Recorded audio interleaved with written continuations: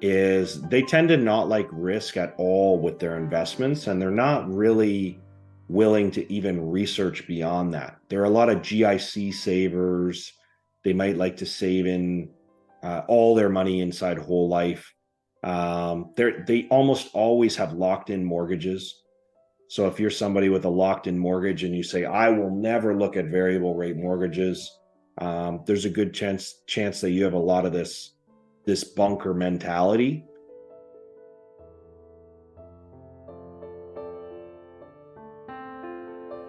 A lot of physicians tend to be, not just physicians, but I would say any highly educated, extremely smart people have a tendency to lean towards the masquerader.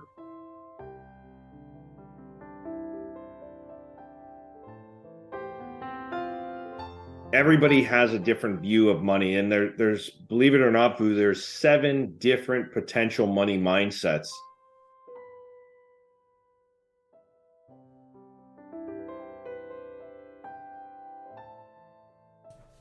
Hey everyone, today we're going to be talking about how we think about money. We've all been brought up differently. We have different cultures and different understanding of, finance and money and profession and savings and retirement. We all have different views of that. But I think all that stems from our understanding of money. And to be honest, our understanding of money comes from how we were brought up and from our culture and also from the nurturing of our parents. And so today, what we're going to do is talk about these money mindsets.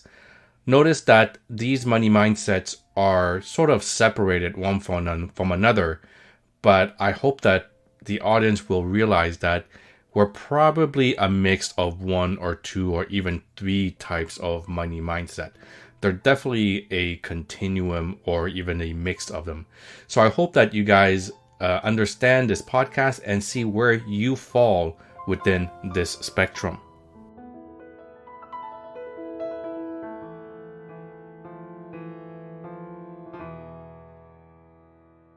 How's my financial health, Doc? Welcome to the Financial Literacy Podcast for Healthcare Professionals, where financial security and wealth topics are not a taboo.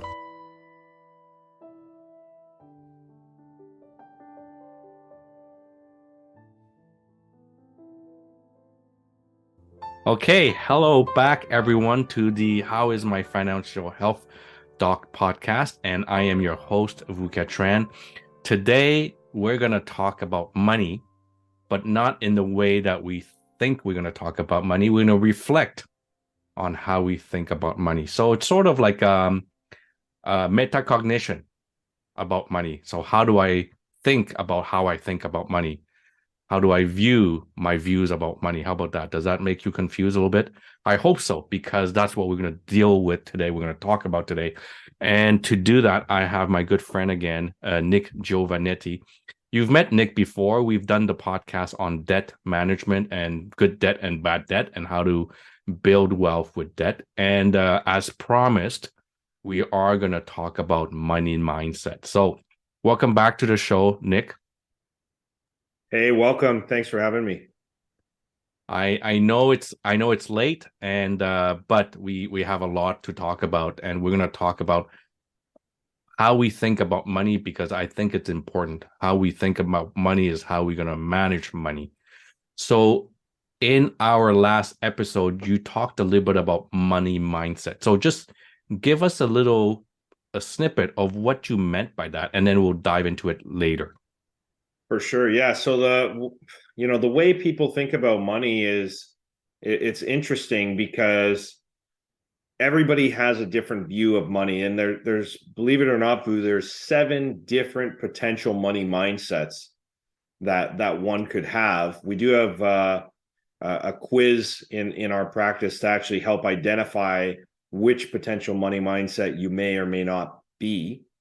And that actually helps guide us and helps us to coach more so the behavioral aspects to how you handle money and deal with money. So when we think of cash flow planning, we more so think of behavioral cash flow planning, not so much budgeting, because math is math, and math is easy enough to calculate, but it's how are we going to behave as individuals towards our cash flow and our budgeting. Okay, so interesting. What you're saying to me is if I have a certain mindset, that's how I view money, and that's obviously going to affect and impact how I manage my budget, and whether I'm going to have a cash flow positive at the end of the month or cash flow negative at the end of the month. But it also affects, obviously, if I have no cash flow, I have no savings. So it obviously will affect my savings and eventually my net worth and retirement income. This money mindset you're talking about really is very influential in our financial success in the future. That's what I'm understanding from what you just said there. Absolutely. It's not so much the math behind what we're doing, the dollars and cents that come into the bank account, but it's how we're going to behave, react, and live through life with our spending and our saving behavior that is going to impact us the most. Right? There's not always a secret bullet to finance. How am I going to, become wealthy? I'm going to watch a bunch of YouTubes and podcasts. It's not always necessarily that, but a lot of it has to do with just our behavioral money management skills or our behavioral planning. Often, Canadians don't actually know how much they're spending, right? And they do feel a bit of a fear in telling you exactly how much they think they're spending, because a lot of people don't want to feel judged. So a lot of people don't seek out this type of guidance or advice as well. I mean, you're absolutely right. For one, I don't do a budget. I know I just sat down on a podcast, on a financial podcast. I shouldn't have, but no, I don't budget. I do a big B budget. I do a small B budget. I don't do a big B budget. So you'll tell me what money mindset I'm in. What you're saying is, this is very much behavioral. The same way investment and investing is influenced by behavior. In the money mindset is how we view money and how we manage money and how we deal with money. So let's jump right into it. You mentioned that there are 7 types. Let's name them. Let's give them the names first, and then we'll kind of jump into each of them and try to define what they really mean. And then finally, what we'll talk about it, how does it impact each individual? And then what can we do about it? So let's start with naming them first. Absolutely. Yeah. So there's 7. So we'll stretch this out so it's not too much of a rush job, and we'll try and slowly identify them, as you said. So the number 1 is the dreamer. So we've got the dreamer is often taught or learned that anything's possible, right? That's one kind of main identifier of the dreamer. And they're likely an entrepreneur, right? Another money mindset is the justifier. So the justifier is interesting because the justifier is kind of like the king and queen of rationalizing their spending. So as a justifier, you're always coming up with reasons for buying just about anything. They're the justifier. Then we've got another one here. It's referred to as the brick wall. So the brick wall, they like to make decisions based on logic and reasoning, and they usually carefully weigh their options and review details just about at every turn, right? So they feel like they do not make decisions emotionally. That's the brick wall. Then we have the Polly or the Pollyanna. This is a really interesting one because they're somebody that they're just blissfully unaware when it comes to their finances. And that's just fine with them, right? They have a lovely and pleasant disposition, and everyone knows that they think the world of you. And you're likely to be an overspender when you're a Pollyanna. They're the out of sight, out of mind personality. Then we have the masquerader. The masquerader is an interesting one because these people are generally extremely smart individuals, usually extremely well educated. They might even have background in finance. They're people that they likely worked very hard in school and they built a great career. And in return, they're expecting to not have to worry about money. That would be the masquerader. But they're also one that a lot of people make assumptions that they're doing better than they are, right? And they want the world to think they're doing better than they are. And they like to live a lush lifestyle. Then we have the undercover agent. This one's super interesting because every time I've ever come across an undercover agent, I always think, man, CSIS or the CIA should have scooped you up. Because just the way that they think about things, they're very stealthy, very stealth-like with their finances. They're most likely to be the person that's going to hide money. They're going to have their little savings or spending dollars kind of chucked away or tucked away. They're very inconspicuous as a money mindset. Another one here we have is called the bunker, and this is our seventh one. So the bunker, their greatest fear is to lose everything and having to worry about money. So these are the people that they're always ready to shelter the storm. They build a rock solid foundation. They're very, very careful with money. And, they're the people that are going to, they're going to have their bread bags when they go to the grocery store because they don't want to pay the 5 cents or whatever it is for plastic or paper bags.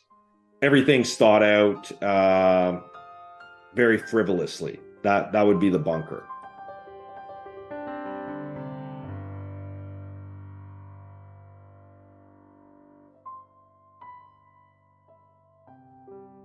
Okay, good. So we have 7 descriptions of 7 types of money mindset.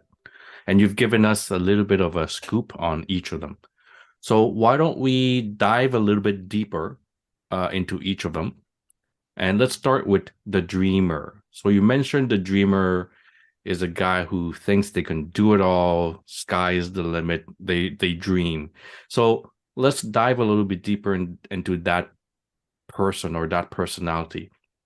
How do they see money and how do they manage money? Yeah, that's a great question. So the dreamer, they typically have spending habits that are, well, let me pull it back actually. Let me talk about saving. They definitely have a hard time saving. It's not that they don't believe in saving, but they just haven't gotten around to putting much money away. They're, like I said earlier, they're usually entrepreneurs. They're usually risk takers, and they're usually risky with their careers as well. As investors, if they are investors and they are saving, they tend to like the books like Think and Grow Rich, those Tony Robbins books, Money Master the Game. They're always looking for the rental properties or the stocks that they read in a blog somewhere, and they're trying to make big gains like an entrepreneur is trying to make with whatever their ideas are. Usually their imagination is boosting them. Right. So they've got an appetite for risk and they're willing to take it. So would you say that they are maybe sometimes over optimistic? They can be. Yeah, they're like, I mean, friends of theirs would probably categorize them as a free spirit. Yeah. Which has its merits. They're usually impatient with success. And that can lead to issues when it comes to building wealth and thinking long range, right? A lot of wealth creation is thought long range. So you mentioned there could be some challenges and some drawbacks of this type of mindset. So give me a few examples. What type of trouble can these people get into? Oh, man. So, I mean, generally, they have a great idea of today and being very well off for tomorrow.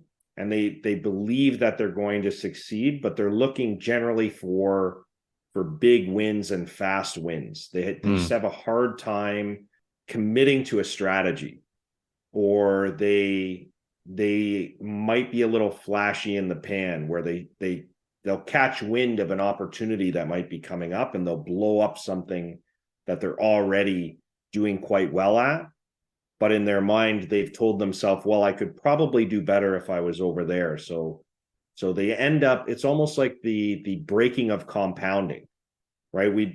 Once we have compounding started, we want to keep that compounding going. It's the similar idea of a penny doubling a day for 30 days turns into more than $5 million. So they never really get to the $5 million.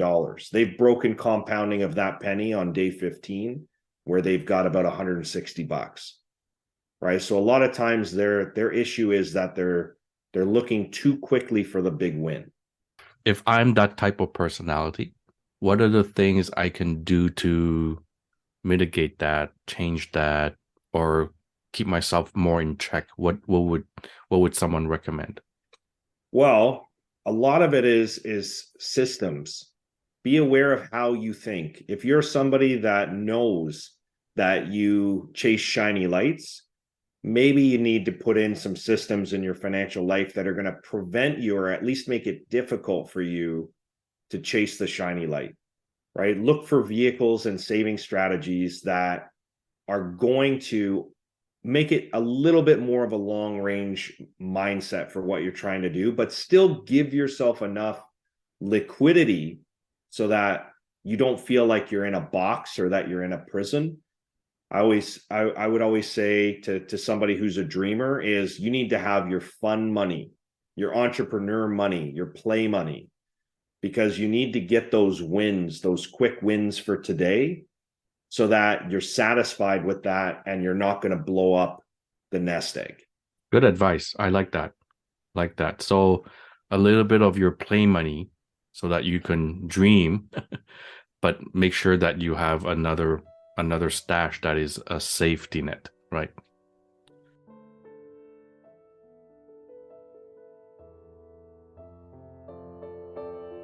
The justifier. Let's talk a little bit about the justifier. You mentioned this is someone that's very analytical, that will have a rationale for every single spending or non-spending. Let's dive a little bit deep into that and what type of views they have about money and how they manage money. Yeah, so the justifier, they tend to have a void somewhere in their life, and they believe that nice lifestyle will eventually make them feel better. It's not that they have a bad life or any major problems, but they have this level of anxiety that they, for whatever reason, it makes them feel in control to buy things. So they want to rationalize and justify to the utmost degree as to why they're buying something, so that they have that control mechanism, right? The justifier. They're a group that they get that warm feeling when they buy things, but it's usually short-lived. And then they have to start justifying it with their actions, right? So I maybe bought something that I justified and I rationalized and I thought all about it and I researched all the way up to the wazoo about, why I bought this, but then the thrill and the excitement of purchasing it wore off quite quickly. So now they're going to sit around and think of reasons to use whatever it was they bought. I'm trying to think of it on the spot. Maybe it's a car, or maybe it's a tool of some kind, a very expensive chainsaw or something, and they'll just look for reasons to use it, even though they never really needed the chainsaw. That might be the justifier. So they're the sort of person that would spend money they didn't really have on, say, a minivan instead of a car in their price range, or on a souped up SUV instead of a car on their price range, and they have one kid, right? That's an example of a justifier. I'll add this too, Vu. They usually encourage people around them to overspend as well, so that they don't feel as bad about them overspending or their spending habits. Right. So everything has to be, quote unquote, in air quotes, logical, right? Mm-hmm. And so if other people are doing the same, then it obviously supports what they're doing, which is logical to them. Vu is a justifier, man. He's spending way much more than he should or can. What are the things that you're going to ask me to do or help me want either recognize it or change some of my behavior? What are some of the tools you'll suggest to me? Yeah, so I would say that like a justifier, they can be good savers, right? So they understand the importance of having emergency funds. They understand the importance of having automated savings. They may even save monthly, right? So the biggest risk to a justifier with their savings is that they'll usually drain their savings for air quotes good reason. When we're working with justifiers, a lot of times we want to, again, it comes down to with anything behavioral, it takes time to change the mindset or put up funny little roadblocks so that they tend to have to go an extra mile to do the things that you know that they're going to lean towards or tend to do. So if a justifier is typically someone that'll save diligently but then blow the wad on something just because they rationalized it over the Christmas break, we want to put in little roadblocks like, hey, before you can do anything like that, I want you to write me a 3 article or a 3-page report or a 1-page report or even just a paragraph. Write it to me and email it to me as to what you're thinking and why. So maybe that little bit of a step of you having to now justify your rationale to somebody external to you, hopefully that's your financial planner or your most trusted advisor, that extra step, you might start to talk yourself now out of the purchase that you're trying to make. Good tool. Good tool. Now, I think instead of writing to your financial planner, I think you should write to your spouse first, right? Make sure your spouse is okay with it. Otherwise, it will be a really difficult conversation at home.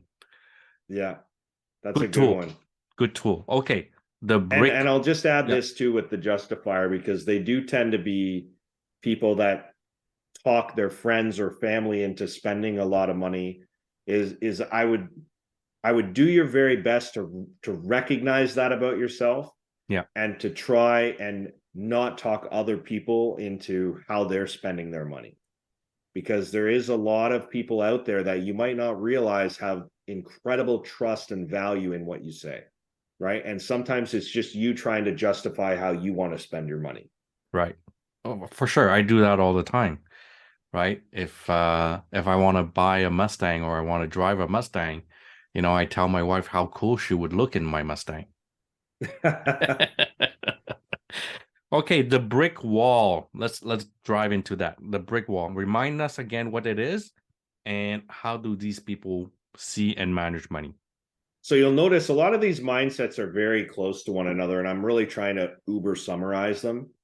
So if anybody's interested, we can hand out, we've got a booklet and a quiz on it so you can dive deeper into it for yourself. But the brick wall this is somebody who's really based on logic and reasoning. They carefully weigh the options at every turn. So they are an interesting bunch because they don't believe in letting people waste their time. They don't really believe in wasting other people's time either. They're kind of I'm not fooling around. I'm straight to the point, shoot from the hip type of a money mindset. When they're a spender, they feel very in control. Like they don't mess around with their spending. They don't like talking to salespeople generally. They might even be tempted to squirrel away a little bit of money for rainy days. I would say often a financial challenge for a brick wall is that the degree at which they scrutinize investment choices and the way in which they become almost a sophisticated form of procrastination, to put it in a unique way. Opportunities will pass the brick wall by because they get lost in doing their own research and thinking that people are just trying to sell them. I like that word, sophisticated procrastinator. I really, really like that term. So the brick waller can often feel like they are paralyzed by the analysis that they're doing or by the amount of sheer analysis and research that they're doing. So there's some of analysis paralysis here in the brick waller, I understand. Absolutely. Analysis paralysis is very evident and strong with this type of mindset. They're very, very cautious with big purchases. they ask a lot of questions. They'll do a lot of research.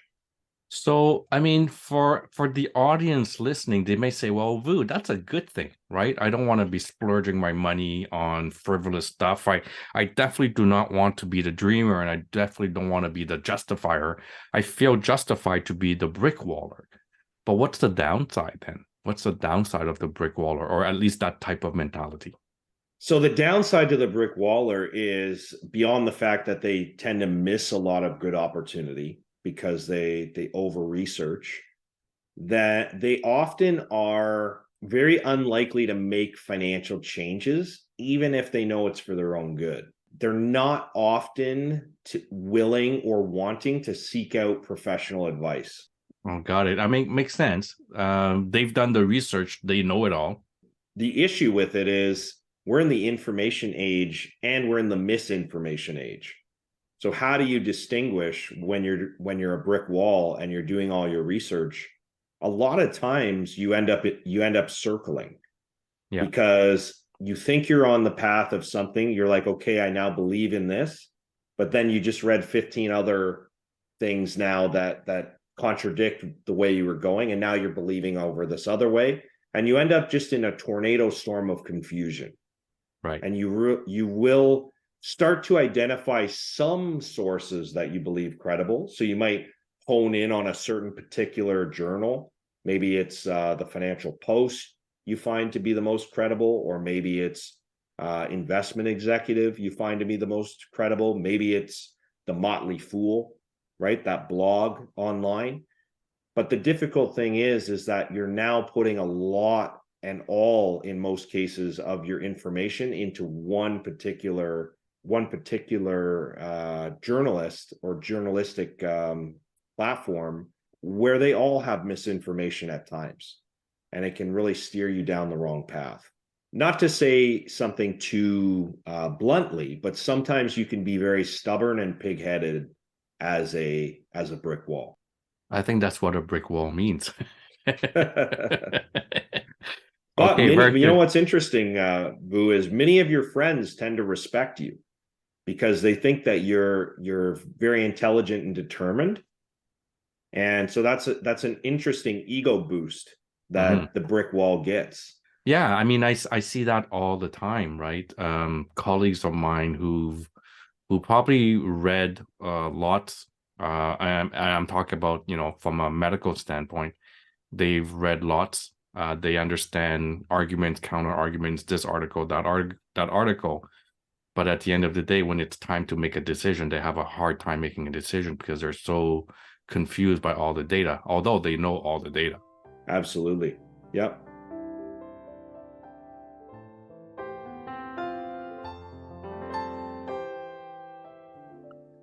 Okay, so Pollyanna, I like that word, Pollyanna. What does it refer to? And why was it named Pollyanna? I don't know. I like it too, though. It's I like the nickname the Polly, but Pollyanna is good as well. So this was just the term that was given to me when I did my cash flow specialist designation, and it really just means like you're blissfully unaware of what's going on around you. You're somebody who tends to overspend because you're also the first one that will say, I'll cover lunch. I'm out with a few friends. Hey, I got lunch, everyone. Or hey, I got the round of drinks. You really want to attend the good time, right? Typically, if you're single, you'll find that you can keep your bills paid, but you also make a conscious effort not to think about money. So it's not to say that a Pollyanna doesn't pay their bills or stay on top of things, but they really don't want to think about money, and they never want money to be the reason why they don't do something.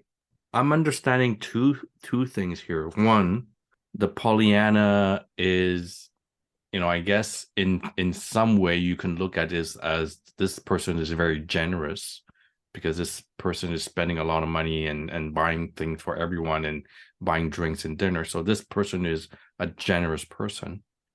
But the other thing that you said is that they're blissfully unaware and they don't care. And I have colleagues like that. I have colleagues like that, and I've spoken to people like that when I talk to them about, personal financial literacy, and say, I don't want to hear about it. And I said, why? Well, because my husband handles it, or my wife handles it, or my advisor handles it. It's not, at least someone handles it, as long as it's not me, right?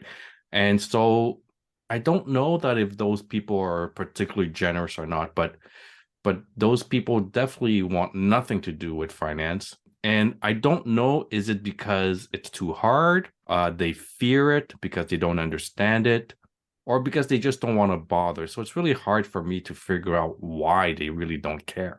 It's funny because a Pollyanna, as an investor, they're very scary. And what I mean by that is, if you were somebody who was eavesdropping on a Pollyanna that was meeting with their investment advisor or their banker or their financial planner, you would often hear them continuously say, I trust you, whatever you think's best for me. So they tend to brush off the whole entire conversation, and they want to delegate all responsibility of the decision making on their investments to the financial professional, because they don't want to think about it. They don't want to talk about it. They don't want it to take up brain space. They're very free when it comes to money. And that's why I say they're scary. Me being a certified financial planner, I don't want that. I want us to talk things out. I want you to really understand what it is you're doing and what your money is doing for you. So when somebody continually pushes that off, that's a scary investor. It's funny that you say that as a certified financial planner, because I would think that as an advisor, the more freedom you are given, the better it is for you, right? I don't, Vu is a Pollyanna and he doesn't care about his money, so I have free reign to make decisions, and Vu would be okay with that. Wouldn't that make your job easier? It makes the job easier in the short term, but financial planners are long-term thinkers. And a lot of times Pollyannas down the road, if something is going on in their life financially, they tend to play the card of, I didn't know you were going to do that, or I didn't know that you did it that way. So it's more of a risk and a liability when somebody completely wants to take their hands off the reins of knowing what is going on with their money. We need to at least touch base on things, have conversations around them. And I need to log into my notes continuously what we talked about. If you're just going to say, hey, go ahead and do it, that's fine. But down the road, you won't know what's going on. And that runs a risk for a financial planner. I get that. I mean, this long-term relationship will bring you 5, 10, 15, 20 years down in the future. And you don't want to be blamed for decisions that the other person didn't want to make.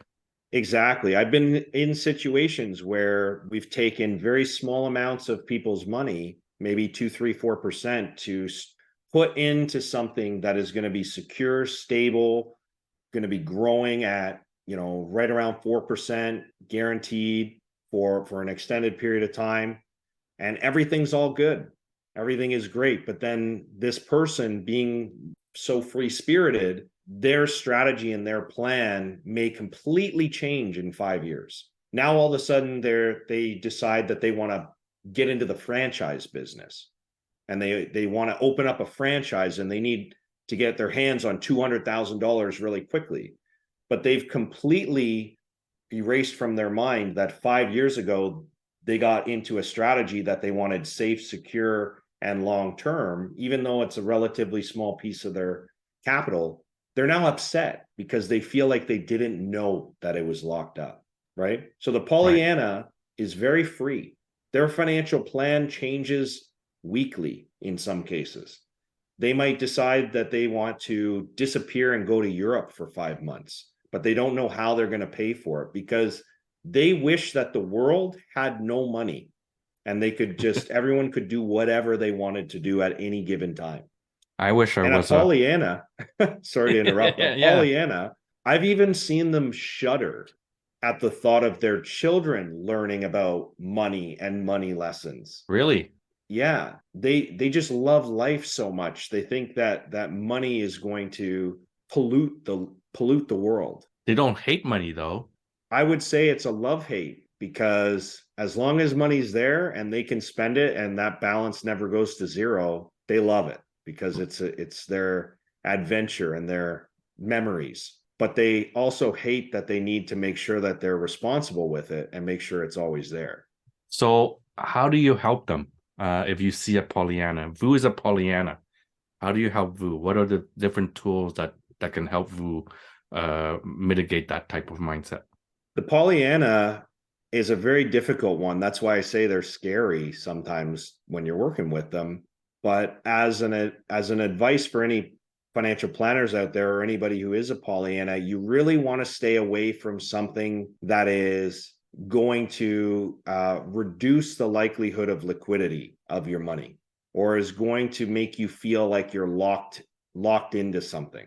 Regardless of how small it is, you want to make sure that you have that freedom, because it will result in disappointment and it will result in potential conflict if you have sort of released all reins to someone else who has maybe a great background in financial plan. They understand long-term thinking, they understand future retirement and what have you, and inflation and longevity risk.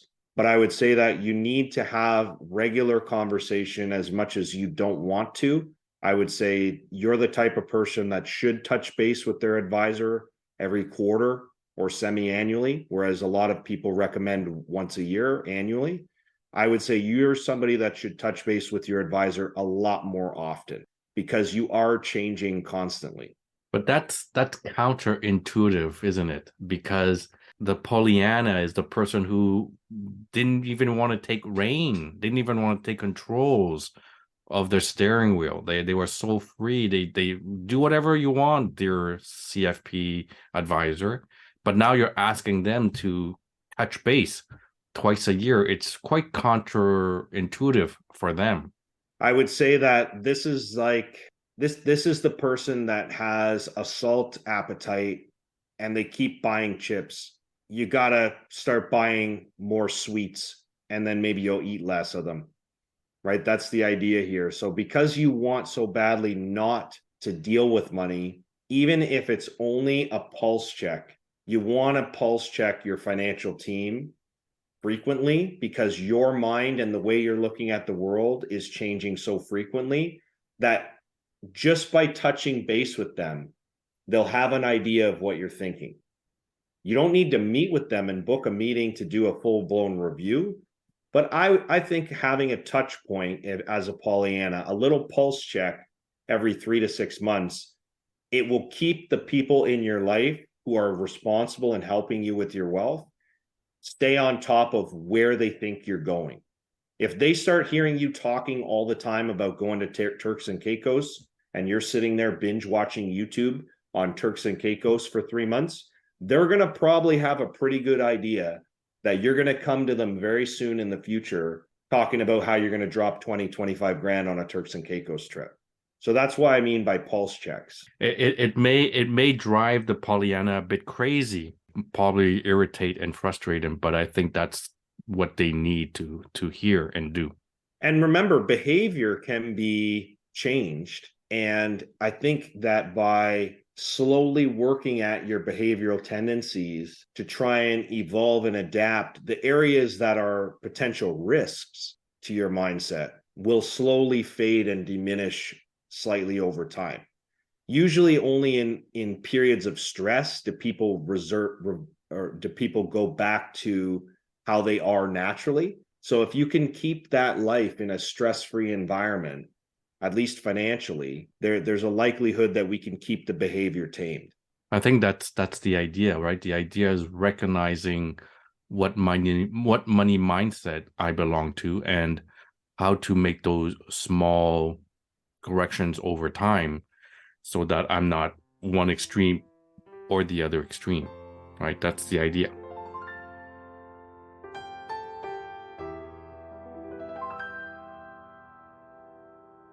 So let's go to the fifth money mindset, the masquerader.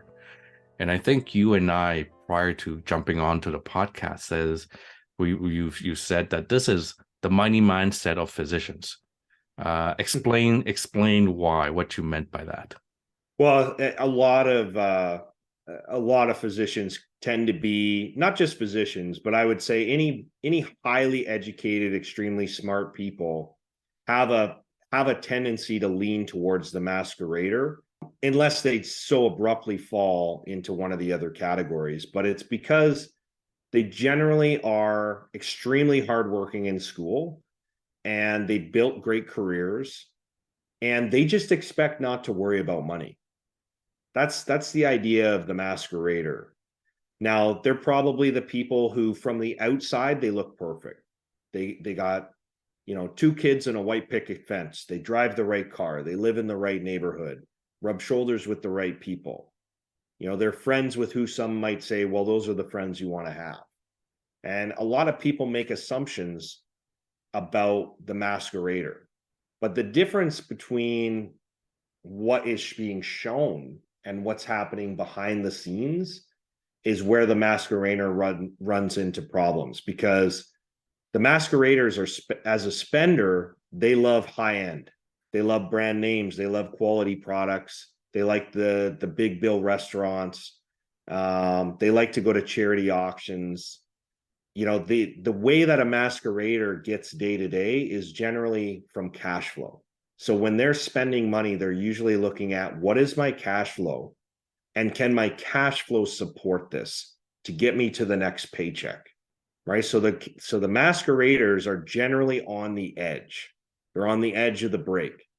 You'll probably notice a masquerader as somebody who tends to do a lot of overtime because they're very cash flow focused, right? What's that next paycheck dollar going to be? Because I just spent my whole last paycheck trying to live a vivid life. I think you described me to a T. At least that was me 8 years ago.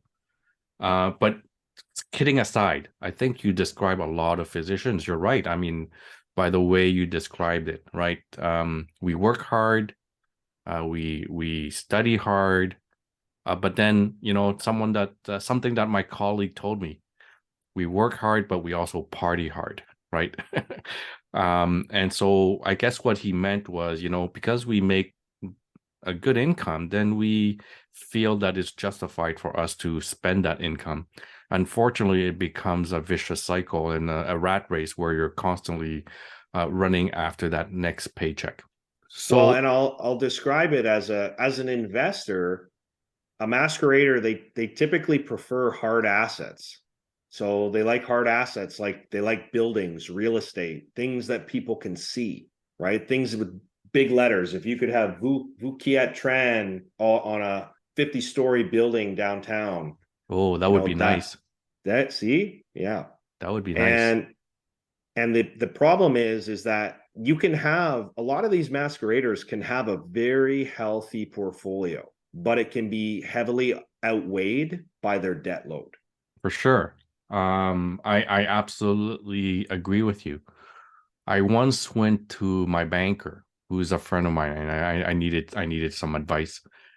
And my banker says to me that he had a client who was making, I won't tell you which specialty that is, but it's one of those very high earning specialties. He was making 1.2 million per year, but out of all his physician clients, that was the client has the most debt, and he was maxed out on all his line of credits. So absolutely, what you're saying to me actually does ring true. Well, and sometimes there's a massive increased risk of if you lost your money in investments, if you experienced a short-term loss, they're likely to be turned off of that investment type altogether. And they just go headstrong into, say, real estate or business ideas. And they have great potential. A lot of masqueraders have incredibly great potential if they would just stop taking out early returns or dipping into capital to fund their spending habits. So I'm a masquerader and I'm sitting in front of you and you recognize that. What are the different things you can teach me or tell me, so put some tools in my tool belt? What are those? Well, I'd say when I identify a masquerader, the greatest fear of a masquerader is judgment, and they'll do whatever they can to not feel judged. They're usually really well educated. They're usually brilliant individuals, and they carefully crafted their exterior. So, with a masquerader, you want to sort of play into that a little bit. They can be people that have a shell that's hard to crack. But I would say that because the masquerader has such high potential, if you can get them to sit down and see the value of where they can be if they do things a different way, and in combination with spending, saving, and different behaviors, they can do extremely well. I would say with a masquerader, you need to build the picture, because they like things people can see. So you have to actually paint the picture of this is what you are and where you're going to be.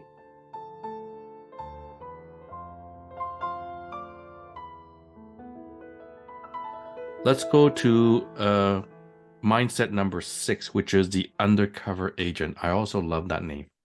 It's very James Bondy type of thing. So what is a undercover agent?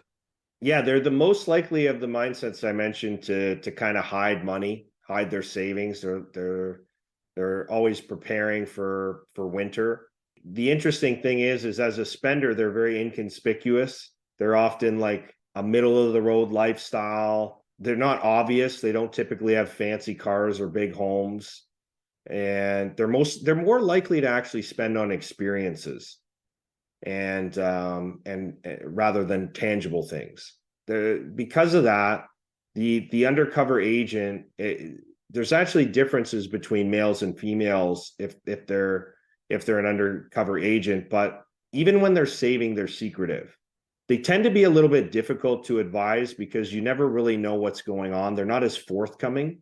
They're usually seeking advice from multiple individuals. They might actually have 2 or 3 financial planners that they're working with at the same time, usually just to see if they're getting the same advice from all of them. But even if they realize that they're not, they'll still continue to work with the same 2 or 3 advisors. An undercover agent, it's such an interesting one, because even me, I'm puzzled by them because I know so little about them. Their MO is just secretive. They're very hesitant. They want to have a great life, and because of that, they work hard, and they tend to want to experience their money more than just buying things with it. So what I understand from what you just said there is that these are people who do have the money, who do have the wealth, but they don't show it.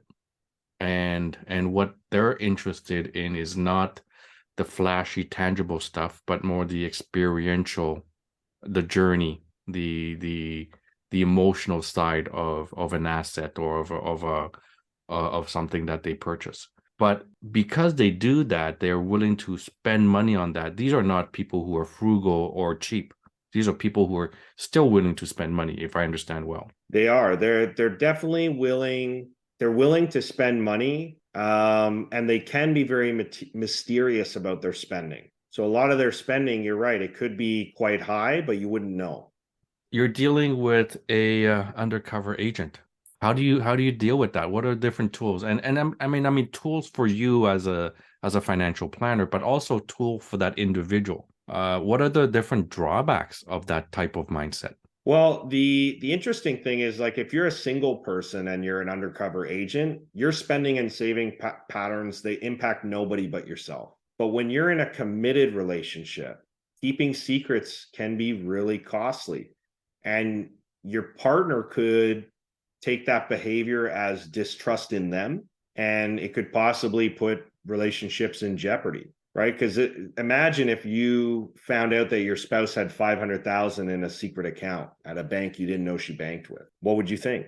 I have an extra $500,000. But if I didn't know that, I wouldn't have it. You're right. Right. Some people would look at that as and I'm only speaking from experience of scenarios I've seen, is some people have said, well, why would they be storing that kind of money? Like, are they planning to leave? Did they not trust me with the money? There's some other reason, some underlying thing that I don't know about? So it just causes question when you're so secretive, you're that secretive with your wealth. So that they say that the number one cause of divorce is financial for a reason, because people, remember, you have 7 different personality types that could be meshing together. Yeah. When you get together. So those different money personality types might not jive as well. Absolutely. You're right. Number one reason for divorce is financial. I think the second one is because I like the Habs and my wife likes Toronto Maple Leafs. I think that's the second reason. I still don't understand your choice in hockey teams, but Okay, let's leave hockey aside now. Let's go to the last one, the bunker. So the bunker, if I understand what you said earlier, the bunker is the frugal person. Am I right? yeah, the bunker is someone who very careful with money. They bring their bags to the grocery store because they don't want to pay the 5 or 10 cents for the other disposable bags at the grocery store. It's possible that their frugality is a badge of honor to the bunker. At least that's how they may view themselves. Really and truly, their greatest fear is that they could lose everything. So, okay, I'm a bunker and you're working with me and you're trying to help me build wealth and build financial security. And you notice that I am this type of personality and I don't like to spend, or I feel like, not spending is my badge of honor. But you need to implement a strategy, a tactic, a few solutions, and you're having a hard time to convince me. What are the different tools that you can use to help me understand that as a bunker? I think the bunker is looking for security. A lot of financial tools that we have are tools that can be built around guarantees. And I feel like if the bunker is realizing that a lot of areas that they're parking their money will give them that peace of mind of knowing that they're not going to lose their money, and they're not going to have to worry about unnecessary risk.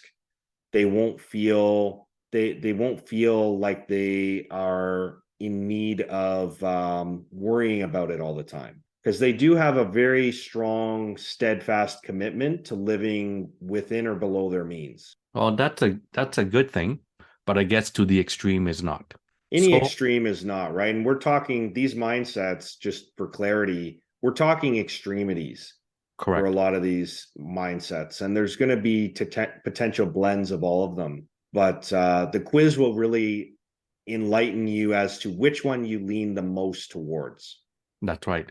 So I was about to ask, like these are obviously stereotypes to describe an extreme behavior, but everyone has a bit of combination of some of them, right? Some of us may be masqueraders and undercover agent at the same time. We have a little bit of this, a little bit of that. And so what is our natural tendency? How do we lean? I may lean more masquerader, but at times I'm an undercover agent and at times I'm a Pollyanna. So that's how I understand these money mindsets. So you mentioned a few times, there's a quiz, there's a survey, something that you can do. Can you direct us to where we can find out? Like if I wanted to do a personality inventory and find out that I'm a antisocial person, can I do some sort of survey to find out that I'm actually a bunker and an undercover agent? Where do I go for that? As of right now, my only access to the quiz is what I have in PDF form, but we can certainly distribute that to any of your listeners. I believe there might be a link somewhere to a website, Vu, but I'll have to find that for you. We've talked about these mindsets. If I lean more towards one particular type of behavior, obviously there are pros and cons to that type of behavior. And as a CFP, how do you help your clients manage those? How do you help your clients blend a little bit better or be a more balanced behavior? How do you do that? Yeah, so not everybody that we work with will do the money mindsets quiz. It's not necessarily suitable for everyone on a first sit, but as relationships grow with our clients, it typically is something at some point we will do together, and it's usually we'll bring it up casually in conversation, and it sparks curiosity. And a lot of it is for me to, as well as it is for any individual, because now I know a little bit more as to what way you tend to be, what way you tend to lean towards. So I know how to build around that. I forgot to say one point about the bunker that might identify a few in the room is they tend to not like risk at all with their investments, and they're not really willing to even research beyond that. There are a lot of GIC savers. They might like to save in all their money inside whole life. They almost always have locked in mortgages. So if you're somebody with a locked in mortgage and you say, I will never look at variable rate mortgages, there's a good chance that you have a lot of this bunker mentality. They actually tend to be of the mindset of the devil I know, right? If you ever heard that expression, the devil I know is better than the devil I don't know. That's right. But they also look at it as the devil I know is better than any mathematical proof that you can even show me with valid strategies. So they're not looking to be changed. So I would say that a lot of our tools with financial planning now, and even the certified financial planning course, it is extremely focused on assisting clients with behavioral ways that they're looking at their finances. And I would say it's very, very much relatable to the medical professional, the medical profession, when you think bedside manner. You know, if somebody is diagnosed with terminal cancer and you know that they're not going to live to see another day within probably 72 hours, you wouldn't just walk into the room and deliver the news like that, right? You would want to have a little bit of a bedside manner potentially, or you would want to deliver it in a way potentially that is not going to be so harsh or so to the point. I find that with finance now, we are more so getting to know the actual person. And then through getting to know them, we're coming up with ideas and strategies, but we're never really telling you what to do. What we're doing is we're giving you options. Right. And we're allowing you time to sort of sit on those options, mull those options over, take as much time as you need to figure out those options. Because remember, of the 7 mindsets, they all make decisions differently. Yeah. So we are more so consultants than salespeople. At least I would say somebody who is really trying to master the art of being a certified financial planner. You're somebody that is going to just lay out options and pros and cons and allow the consumer to make their own decision. Right. With your guidance.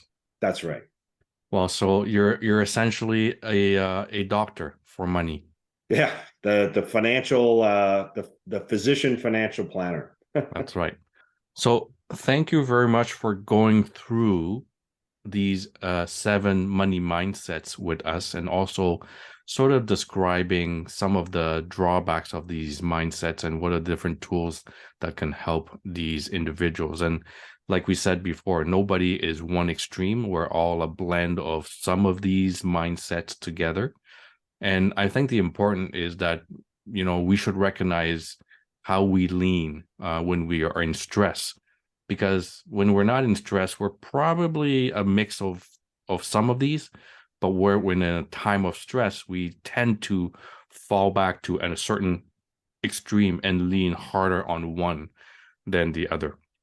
And understanding that we do that because we're human and we behave like humans, and understanding that we do that is important for our own financial safety and financial wealth in the future.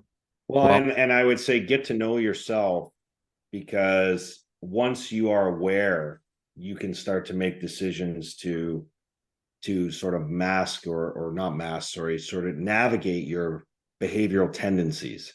I mean, you mentioned something that is very important and is know thyself. It's very important that people know exactly who they are as a person, as a money manager, as a money mindset, because all our investing decisions, money decisions, financial decisions is really colored by how we see the world and how we view the world. And so I don't begin any financial or any personal finance talk without saying know thyself. Absolutely. Well, Vu, it's been great. Thanks for having me again. Any listeners that want to take the quiz or have the booklet, you know how to reach me. So we'll talk soon. Thanks, Vu. Thank you, Nick.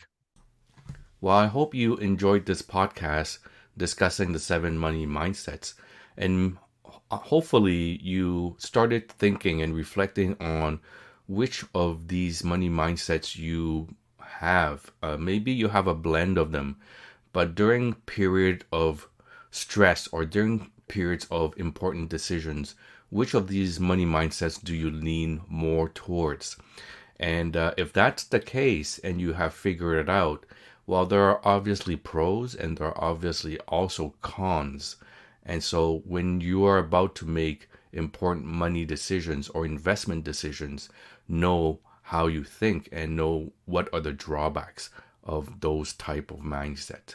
So thank you very much for listening to this podcast. If you enjoyed it, please share it with your friends, your colleagues, and your pet turtle, even if a pet rabbit, if you have. If you have any comments or feedback, please email me at hmfhd2020@gmail.com. Don't forget, if you would like to have the PDF of this inventory, please email me and I can share it with you with Nick's permission. So thank you very much, and hopefully I will hear from you guys next time. How is My Financial Health, Doc? Podcast is hosted by Dr. Vukit Tran. Dr. Tran is a physician with a special interest in personal financial security and wealth education. Dr. Tran does not render or offer to render personalized investment or tax advice through this financial podcast. The information provided is for informational purposes only and does not constitute financial, tax, investment, or legal advice. Please confer with your advisor, lawyer, or accountant for specific advice.